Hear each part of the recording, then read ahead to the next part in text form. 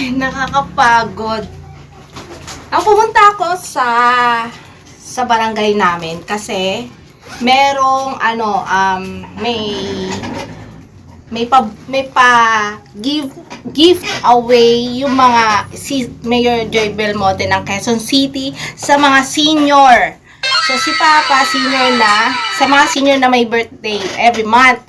So, si Papa, nag-birthday noong November 14. So, chinek ko kung meron na doon yung pangalan ni Papa para mabigyan ng regalo. Naku naman, hindi na sayang pagpunta ko sa barangay.